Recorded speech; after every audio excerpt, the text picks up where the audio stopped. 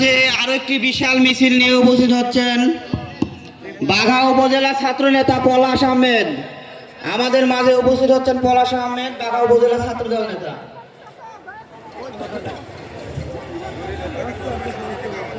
আমাদের মাঝে উপস্থিত মনিগ্রাম ইমরান বিএনপির সংগ্রামী সভাপতি হেলালুদ্দিন রিয়েল ভাই।